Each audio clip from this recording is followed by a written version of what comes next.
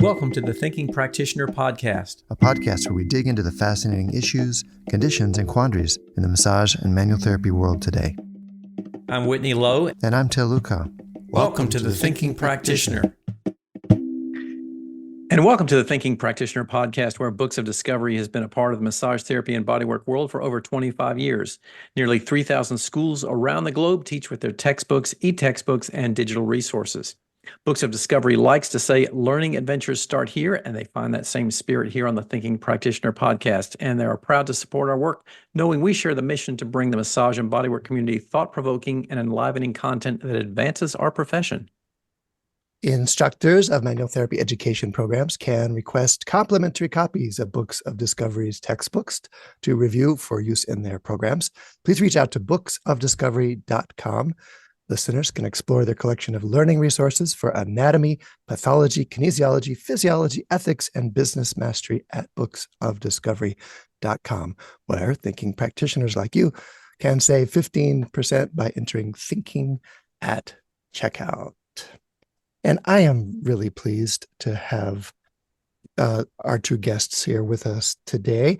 Peggy, I'll introduce you first. You have been practicing and teaching Esalen Massage for over 5 decades, your web bio says, and you are now deemed a legacy teacher by the Esalen Institute, where you are a senior, stop me at any time if I get too off track, but this is what I know so far, where you are a senior member of the faculty. You were manager of the Esalen Massage team for about 10 years. You've also been a midwife, a student of movement, meditation, yoga, psychology. You live in Big Sur, where you are a wife, mother, and grandmother. And your private practice includes compassionate coaching to support others on their spiritual journey. How'd I do? Great. Covered it. Nice. Thank you. Great. And then we're also here with your daughter, Lucia. And you, Lucia, you grew up in Big Sur and at Esalen, and amongst many other professional qualifications, I recently learned, you certified as an Esalen massage practitioner in 1994. You went on to establish yourself as a well-regarded somatic educator, meditation instructor, group leader, mover, and dancer. And I first met you when you were a preschool student, and I was a teacher at your preschool, the gazebo. And thanks for being with us today and lending your unique perspective as well. Welcome to both of you. Thank you. Thanks for having us. Mm. So maybe, Peggy, you could give us a bit of context. What is the Esalen Institute for people that don't know about it, and what should people know about it? Yes, well, Esalen Institute is a retreat center on the coast of California, Big Sur, California. It's the land of the unceded Esalen Indians who lived there way before us and used the healing waters for healing, for ritual practices. Many ceremonies were held there. We have a beautiful hot spring that comes out of the earth and baths that are wonderful places to soak and relax and heal. And that's where our massages take place. In addition to massage and the hot baths, there's meditation retreats, there's dance, the 5 rhythms that Lucia teaches, all kinds of psychology workshops, explorations in many fields of human consciousness and expansion, healing, development. Both physically. I lived there, trained there, worked there in the middle 1980s. Lucia, jump in, but what can you say for people who don't know about Esalen's place in, say, the culture of psychology and somatics and the culture at large? Okay, that's a great question.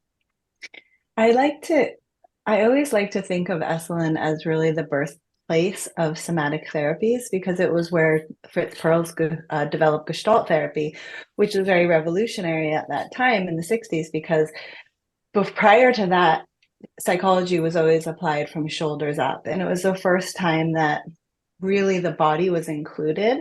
And based on that, from Gestalt therapy grew all these other somatic practices around it. And I think there was a lot of cross culmination there. I think Esalen was really the first of its kind as far as a retreat center in the United States focused on human potential and consciousness.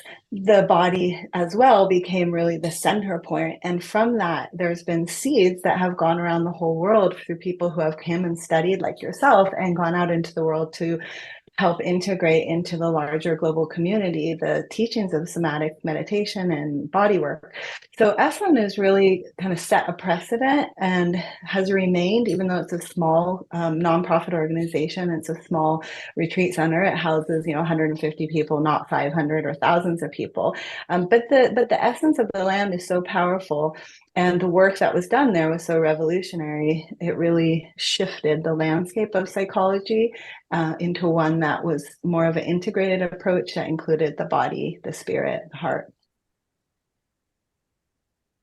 So while we're talking about what Esalen is, what were some of who were some of the influencers or thinkers or teachers that came and particularly influenced the bodywork style or the bodywork practices that were there?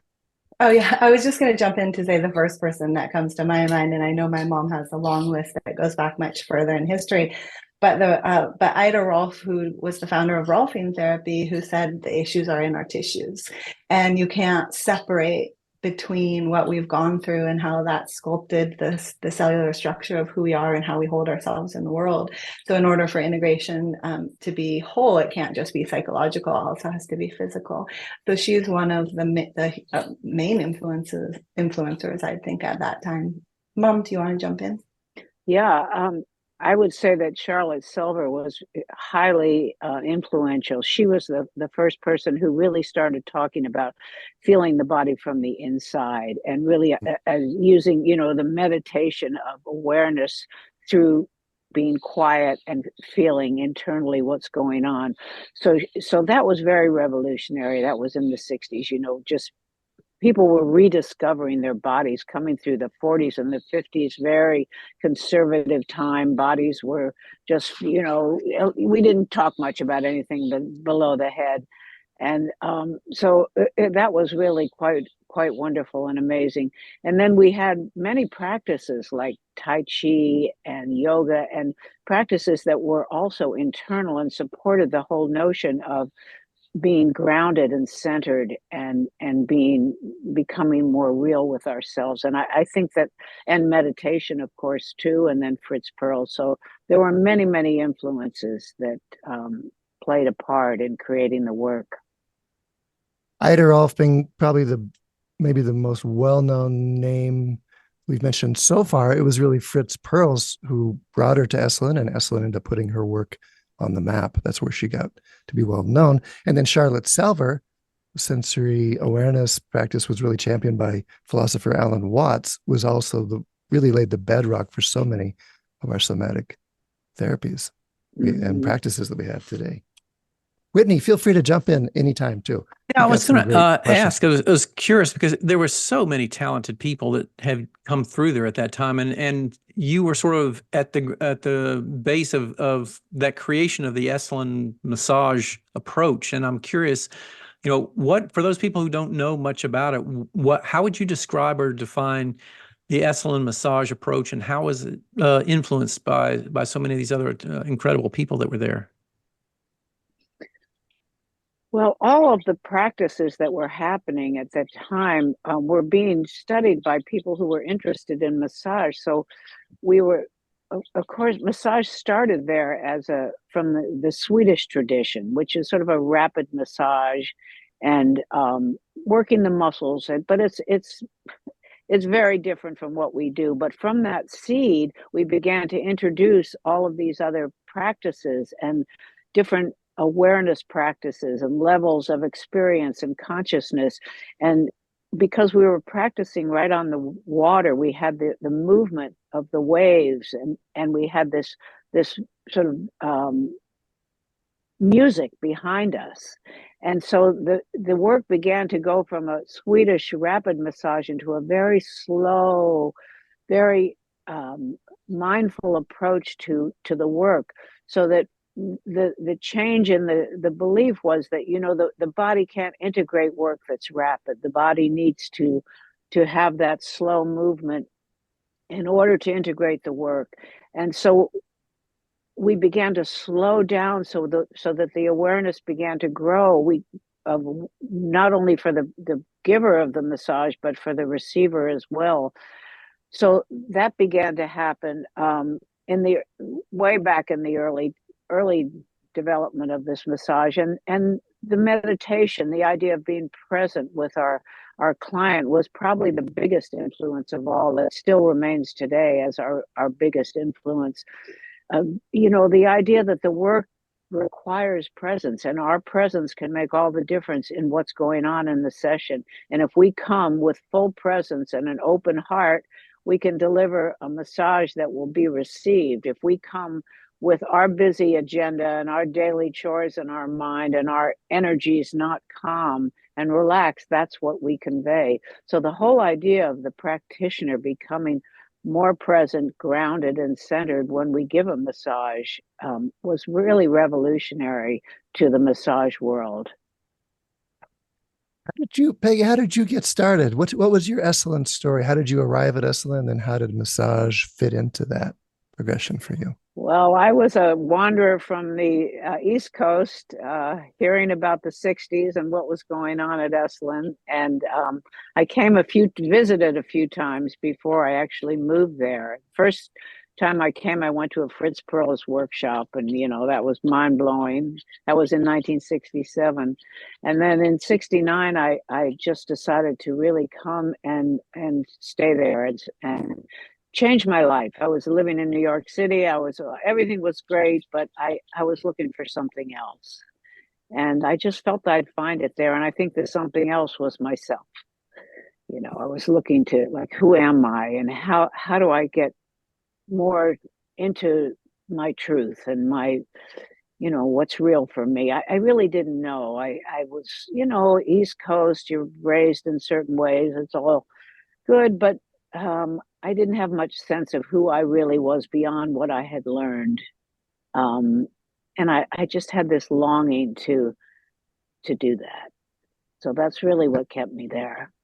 That's great. And there's this, we don't see these things I don't see these things because I was raised in this tradition or educated in this tradition. But another part of you could say the legacy is the focus on personal development.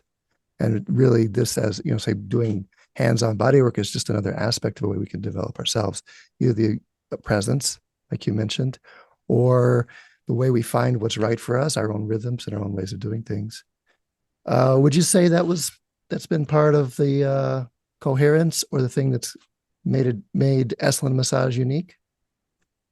Absolutely. Yeah, absolutely. And our style, I mean, we do these long flowing strokes connecting the body, you know, this rhythmic movement, and really helps a person just deep dive into their own nervous system. And what we're really looking to do is bring our clients into the sympathetic nervous system. And that's done partially by the work that we do, but it's also done by our presence. Because if we are in our parasympathetic system, then that's conveyed. If we are not, that's conveyed. So, you know, this resonance between client and practitioner is very important. And that's developed over time. That awareness has developed over time. So much emphasis on the qualitative aspect. You mentioned the ocean, you mentioned the pace. Time just slows down. If you manage to stay in Big Sur long enough, time just has its own rhythm. And then that's really reflected in the work that developed and practiced there. There was also, I mean, talking about Fritz Perls, the developer of Gestalt therapy, one of his catchwords was lose your mind and come to your senses. And there's that tradition too of like, let's not overthink it. Let's not get caught up in concept and abstraction. Let's get down to essential experience, actual lived, physical, embodied experience. How was that part of what the culture needed, or why did that make a difference in what Esalen offered too, that emphasis? Well, that was huge. As I said earlier, that, you know, these things were all revolutionary. All these body discoveries were revolutionary. People weren't used to checking their bodies to see how they felt. Everybody was checking their mind to see how they felt. But the feeling was living in the body, not the mind. So when people started getting introduced to the body, things started to change. People's ability to know themselves began to really heighten. And that was really influential and important. And Fritz and Charlotte, also a man named Bernie Gunther, who was a student of Charlotte's, also taught this. And yeah, that was the beginning of a lot of change. And that influenced, I mean, not only the culture, I mean, Esalen was on the cover of Life magazine and was featured in a lot of different media reports at the time, but over the next couple of decades really made a difference in what was being practiced in psychology and organizational work and leadership, all kinds of experiential disciplines in all sorts of fields. So how did that go, Peggy, with you practicing and learning massage in that context? What was that like for you? How did that take root for you? It was just sort of a natural evolution for me. I came and took a massage workshop and of course had a massage at Esalen the first time I went, and I had never had a massage before. So I was just blown away by the quality of the experience, the quality of touch. It was just amazing to me. And then I came back and I didn't really know what I was going to do there. I went into a residence program, which was a 3-month sort of study of the disciplines that were being offered there, and took a massage course, and I just loved it. I just felt natural to me. I was easy with it. It felt like something that was just felt right. I could do it with ease. I loved doing it. I loved giving. I loved receiving. So both ends were just great. And little by little, I just kept doing it and going to classes, which were few and far between. But I took whatever I could. And at one point, I just said to Janet Letterman, who was the manager of the moment, I want to do massage. And she said, well, go ahead. What's stopping you? So we had a very small team at the moment. Maybe there were 5 people working. And I started doing it and began my learning. That was my PhD in massage, was doing it. So I've just followed through we've had many, many teachers come through over the years and learned from so many different people, not only body workers, but other disciplines as well. So for all of us, I think that the practice has changed. I mean, for me, I think it's more really about what I've learned, my personal growth, my ability to be more present, my ability to come without judgment to a session, my ability to really connect with who I'm working with.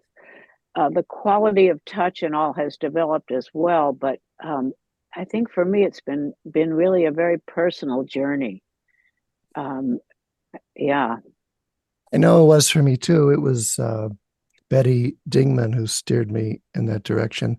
There as a work scholar, I think I was working in the shop, and the question, a work scholar works at a month at a time, and the question was always, are you going to stay another month? What are you going to do if you stay another month?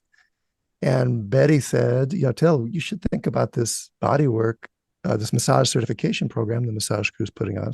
I think it was the first one that gave a certification. And this was in 84, it would have been. And I was there for Gestalt. I was really there to learn to be a Gestaltist. That's what I wanted to do.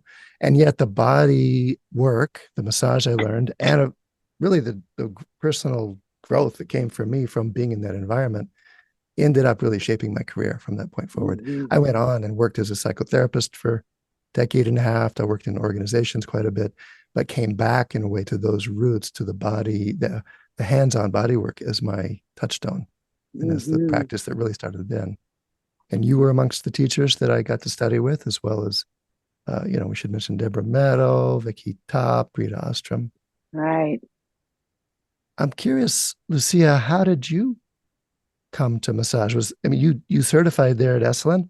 Was it part of your just general undergraduate education and the human potential, or was there a specific focus for you? Well, okay, I'm good. I don't know. I didn't discover massage. I was just, massage has always been a part of my culture because Yeah. everybody in my family did massage. And, my mom was probably always massaging us when we were born. And so it was just a part of what was happening around. And it was very natural that everybody knew how to massage. It wasn't something culturally people were disconnected to, because I was born as second generation. So wherever that gap was of coming back together, my generation were the beneficiaries of it. So I think I was 16 when I did the massage certification. Right. So I wasn't actually even legally allowed to practice massage. And Gotcha. things were still fairly loose then, though. I remember I wanted to get a job doing massage. Most of my friends were waiting tables, and I wanted to do massage, but I was only 17. So, but my birthday was only a few months away. So they hired me anyway, even though I was 17. And I started doing massage when I was 17 at Esalen. And then I worked until I was 25. And, on property. And after that, I had my own private practice in the Bay Area for quite a few years. But it's just always been a really natural place for me, because I think because of the environment that I grew up in, and it also inspired me to practice all of these other things that were kind of branches and that were interconnected with the massage world and the somatic world. So I did bodywork for 14 years, and then at the same time I was also studying yoga and spiritual healing with Lucia, and it kind of led me into all of these different threads that were interconnected. So I see now, even though I don't do body work anymore as a hands-on practice, I'm always doing body work because I'm working through movement with people. And I think 14 years of hands-on work really allowed me to be able to see people and where they're able to move and where they're unable to move, where their limitations or constrictions are that they might not be aware of. And then through the movement, in a way, I'm kind of applying the same techniques I might apply through pressure. So yeah, it's just all been a natural part of my evolution. Yeah, I was gonna say, I'm curious to hear if you had a sense of, I mean, that was such a unique place that you grew up in, and that was sort of your normal environment. Was there a point when you got outside of that and you realized that the rest of the world is really different and it's very unique? Yeah, people would constantly be commenting and reminding me of that as I was growing up, because I was so young. I was 19 when I started teaching 5 rhythms. So I would always, often in those times, I would be the youngest person always in a room. So people would kind of come in cross-armed and look scowling a little bit at me, Right. and then telling me like, what does this girl have to, show me because I'm older? And then I also, I think that being in that kind of environment where people are kind of outside of their normal world, so they have this outside perspective, so they're constantly saying to me over and over again, this isn't the real world. This isn't the real world. And, do you know what it's like? And but it was my real world. That was my real world. And I was directly connected to a part of the culture of evolution that was really changing at that time. So I feel like we were so lucky to grow up in the way that we did. And then additionally, my parents always traveled with us. So we were able to travel to a lot of third world countries and other places around and in the East Coast. And so we had a very a wide perspective as children, not only into the world that we grew up in, but also into the privilege of that world, and seeing how different and challenging other people live. But when you're young and you're a teenager too, you always you want whatever you don't have, whatever else is so much more exciting and exotic. So we also had that challenge of I remember that phase of being a teenager and feeling so awkward and wanting to have a normal name, to wanting to I felt like whenever I left Big Sur, everyone knew I wasn't from there because it was obvious I didn't have the right clothes, or I didn't have the, this or that. So, it was a very unique way to grow up. And as I traveled and studied around the world and to different places, one of the things that I always come back to is how incredible and special and exquisitely beautiful Esalen and Big Sur is. It's one of, I always think of it as like as a God's altar. There are certain places in the world, they're just so astounding. No matter how long you've been there, every day you wake up and you feel the majesty and the connection of being on the land. So that's never gone away. And I think that the more that I travel around the world and do the work that I'm doing, the more that I come home and appreciate the life that I have here. Yeah. Well said. And what an altar to so many things. So the personal development that's happened for people there, and then in our field, the deep lineage of body experience and somatic awareness that really there's really before Esalen and after Esalen in the development of our field in many ways. Mm-hmm. And Lucia, I've been thinking I've wanted to do a podcast episode just talking to the children of body workers. And my son would have some really interesting things to say. I'd love well. to hear that. You need a whole panel of us. Well, yeah, that's right. That'd be the way to do it. One of the things that I think is so incredible that I'm also able to pass on to my daughter now through the lens of the sacred relationship to the body, because I'm in working with thousands of people, it's so clear that many people don't have that relationship with the body. And my mom always treated us with so much respect, and the culture of gazebo and Esalen, there was a lot of respect and reverence for the body, and the body being as a sacred ground, as a temple ground, as a place for pleasure, not shame, and to have clear boundaries without having any challenges with that, as best we can. And it's something that I've, through my mom with the midwifery and with birthing and rites and rituals and blessing way ceremonies, there's such a deep respect and reverence towards the body, and not just the pleasures of the body, but everything that the body holds. And I love that saying of losing your mind, coming to your senses, because what does the body do but brings us to the sense doors, and that's how we experience and sustaining present time awareness. And as we have that relationship with the body, which I don't take for granted, with understanding how many people have to work towards healing that, but that's something that my mom gave to me as one of the biggest gifts you could have ever given me, Mom. And it's what I really strive to emanate and to replicate in my own relationship with my daughter, around bathing rituals and around how we care for our bodies, not forcing her, not holding her down, really letting her make calls as best I can, because I want her to have that reverent relationship with herself, so that she can really rise up and be a strong woman in this world. And so it's so important.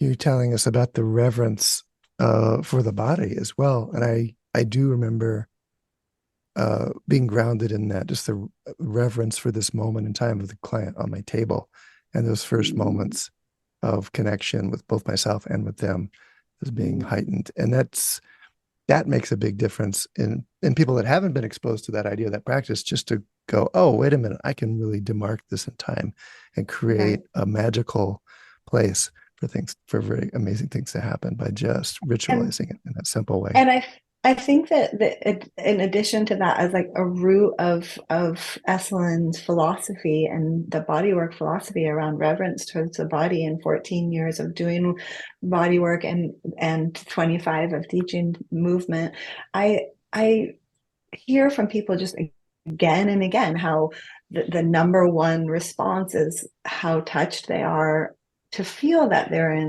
being treated with a sacred reverence. And that for many people, like that, just that one experience, never in their whole life had somebody approach to them in that way.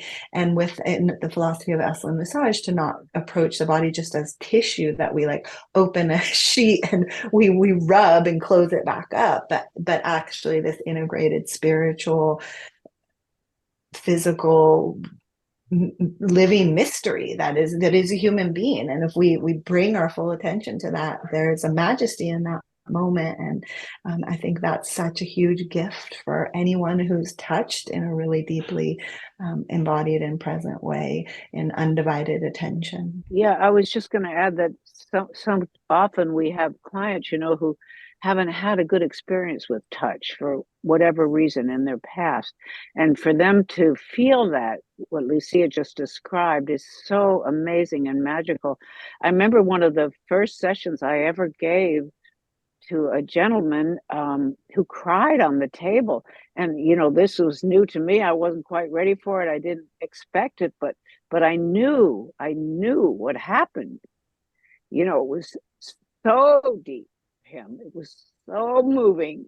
I'm moved just talking about it, because it just opened for me the miraculous power of this work. And this was way in the beginning for me. And I knew, that connection was so deeply meaningful to him, and of course to me as well. But yeah, that's something that our work has done for many, many people. To be Opens up. touched with love and kindness makes a huge difference in their world. And the other piece of that too is just the connection with themselves. When people come to Esalen, they're looking for many things, and but I think everybody's looking for connection to the self and connection to each other. And I think that's why so many people feel at home there. Like, they call it home. They want to come back. It feels like home. And that, because that happens there, there's this beautiful thing. And in our culture, particularly today, there's so much distance, so much isolation and loneliness. And I just see it all over again and again. And as I get older, I see it with the elder population, who so needs connection and needs touch. And so, we have something really, really beautiful to offer at Esalen, and it shows up in many forms, not only massage, but through many other practices, and just working there and being in a community that's loving and caring, and a spiritual community. And in a sense, without a spiritual focus or leader, it is a spiritual community. It seems like so much of what occurred there and what grew out of that experience shaped a lot of how massage and bodywork practices were taught for the next several decades in a lot of the schools and training programs that we've seen throughout the country. And I do think things have changed a lot since that time. And I'm curious to hear from both of you your perspectives about this. What got me thinking about this was a couple of days ago, just looking at a social media discussion on one of the massage groups for the, I don't know, fourth or fifth time. I was watching a discussion of people talking about whether or not it was okay to listen to podcasts while you were massaging somebody, and how you both have talked about how important it is to connect with and resonate with that individual that you're working with. I'm curious to hear your thoughts about, how you see things may have changed since that time in terms of the way a lot of this stuff is currently taught. All right. So, massage therapists, if you're working right now listening to us, listen up. We're about to say something about that. Go ahead. Yeah. Turn your phone off, turn your podcast off, be present. No, I mean, absolutely not. I can't imagine anybody doing that. If they were massaging me, I'd probably stop the session at that point, say, look, you're either here or you're not. But, I'm not that familiar with massage schools and what's really going on out there. When I do go away, I try and get massages, in places outside of Esalen, and I'm always disappointed. I know there are wonderful practitioners out there in the world, and I think there's few and far between from what I've experienced, and I've had limited experience in the outside because I'm mostly in Big Sur. But I'm glad to hear things are changing in the massage schools, and I hope that some of this awareness is seeping in. I mean, everything's changed in the over 50 years I've been doing this. When I started, it was all about, the prostitution and people who, if you said you did massage, immediately they thought you were a sex worker, or, I mean, and then of course today everybody knows about massage, and there's a spa in every town, or several spas. So, I think that the business has changed enormously, and I'm really glad to hear that the practice is changing in massage There, schools. I think there is, and you mentioned that association with prostitution. There's an interesting conversation about the role of sensuality, say, or as connected to the senses too, in the development of body work, and in particular in Esalen history. What would you say about that? How is that an important part of what was happening at Esalen, and how has that changed over the years? Oh, yeah, you got me there. That's a good one. Well, it's definitely changed because back in the day, there was much more emphasis on the sensual aspect of massage. Uh, Um, yeah, we did a lot more to encourage that in the work. Um, and then we began to learn that that wasn't necessarily the best way to go, and that boundaries needed to be respected and created. In the beginning, the word boundary didn't exist. And uh, so, there were times, I'm sure, when the practices were not as they should have been. I think people did take advantage back in the day a bit with how sensual they were. And there was also a lot of nudity at Esalen at the time. I mean, the hot baths, everybody is naked, and that's true to this day. But back yeah, in the day when we started, the practitioners were also naked.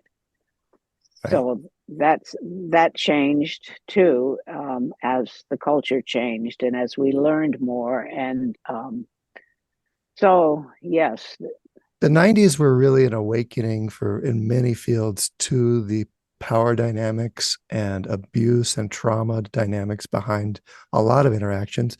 And for sure, that had a big influence on body work in general. And I mean, I was still coming and going some in the 90s and really saw it change at Esalen too, because no, my classes were without clothing as a student.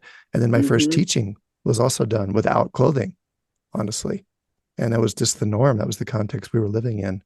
And then, like you said, at some point we started going, okay, maybe there's more. It's great to come to our senses, and part of it is this whole continuum of which sexuality might be, somewhere on it, way off at one edge, but there's a place between getting awakened, getting sensual, and getting sexual that needs some clearer demarcations in our yes, practice. yeah, And absolutely. And people started coming to Esalen who did have trauma in their past, physical trauma, and so trauma teachers started to come and work with us. We had Carolyn Braddock, who was wonderful, and she was uh, our first teacher, and she started bringing awareness to, I mean, how to see trauma in a body and how to look for signals, and then how to most support a person that we're working on who has had trauma in their past, things to be careful of, things to language, what we do, how we do it. There was so much learning that happened, and that was about in the 90s when things started changing. So, and we've just come a long way since there. And now we actually, when we teach certifications or teacher training, we talk a lot about trauma and how to be with it. Not and as that, a therapy, we mind our boundaries and our own yeah. scope of practice, but just how to be with it, really. Yeah, And we just had Peter Levine on the show a couple of weeks ago, in terms of a trauma yeah, influencer who has a big, Esalen was a big part of his formative years and the work he ended up taking to the world as yeah. well.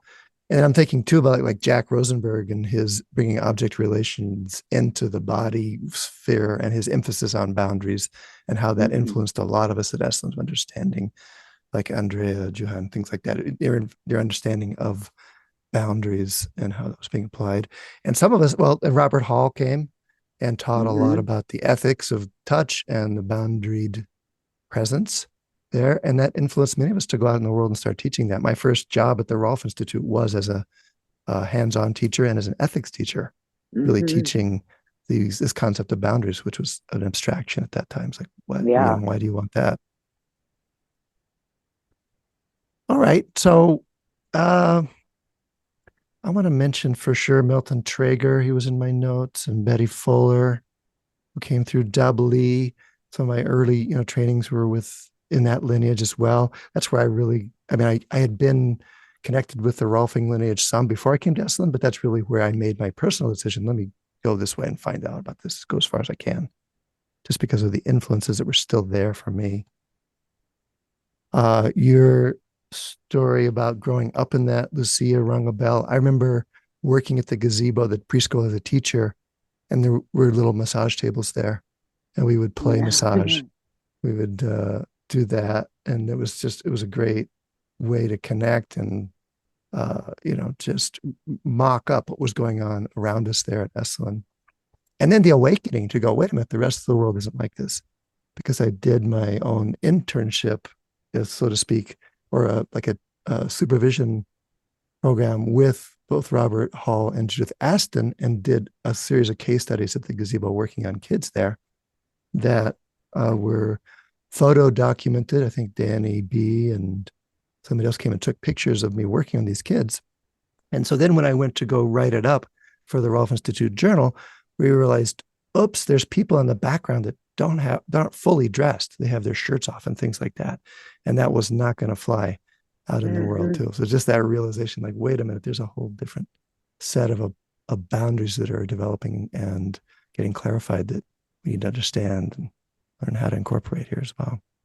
Well, just working with the children, I mean, there's no massage at the preschool anymore. There's no, Rolfing wouldn't happen. I mean, the kids used to run free and naked, and that's now everybody's dressed, and, everything has changed. It's like, contracted a bit, but this is what's happening in the culture. This is what's safe, and this is where we are today.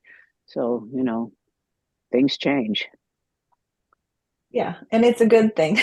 I mean, I'm so grateful that I got to grow up in the freedom that I did, but I also understand that the whole evolution around boundaries and around this conversation of trauma-informed work is absolutely a key to our ability to develop. And I think that Peter Levine, being one of the main people who has allowed for trauma-informed bodies of work to proliferate so widely around the world now, and not just have trauma-informed practices being reserved for clinicians. And I think that's really an important part of why the aspects of boundaries, mentally, physically, emotionally, spiritually, however you want to frame it, have evolved over this time as in a real very deep response to the trauma that most people are carrying around. So how would you characterize, where does this bring us? How would you characterize Esalen Massage now?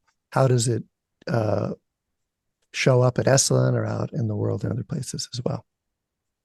Yeah, I think, for one, it's very culturally appropriate at this time. It wasn't in the past, but I think now we're more in alignment with the general culture in terms of boundaries, in terms of being trauma informed. All of the things that are happening in the fields of psychology are we're aware of and we're working with. So I think it's come a long way over the years. And you're making me think about how Esalen's job was to wake up the culture, to shock the culture in some ways, to change things in the 60s and into the 70s. And there was still a feeling of that in the early 80s when I was there. But again, things have changed. Culture did incorporate some aspects, and now it's different. It's different. It's not about, they like to feel that we're on cutting edge in certain courses and practices, but I think we're culturally sort of more in alignment with our world at this time than in the past. And what was the other part of that question? I would love to jump in. I'll jump in and answer the other part of the question if you'd like. Go for it. Which is that the cultural relevancy of where we are right now, and the real deep need for us to have some fraction of our lives be without technology, to be connected with another human being, to be able to co-regulate and to allow for skill sets or experiences that are going to help us integrate is so key, because we're living in this world of AI. Everything is digital. Most people live their lives completely sedentary and have to really work hard to find a bit of exercise or being out of alignment. So we need this more than ever. It's never going to, that relevancy is never going to go away, especially in the face of the technical world that we're living in this digital age. And I think it's, as a child in a second generation, it's also really key to understand that this isn't for a certain age of people, like that you get that kind of work. Like we should think of this as something that's from the moment we're born and until the last moment we take our final exhale and release into the great spirit. Like we need to be touched and met with love and kindness and compassion and undivided attention, and that's never going to go away. I thought of a really funny story when you were asking about people listening to podcasts and massaging, because George King, one of the great masters of the early days, you told the story about being in China when and they would be in these big halls with everybody massaging, and they would all be smoking cigarettes as they were massaging, and it'd be ash dropping onto the back of their clients. And Oh man, I mean, we don't. We're all living in this moment, and the culture changes and we respond. And the psychology changes and bodywork responds. Trauma informed practices come and then we respond. And I think that's what makes Esalen Massage so fascinating, is that it's not really structured in a perfect way that just says like you can only practice it this way and this is the method and the only way.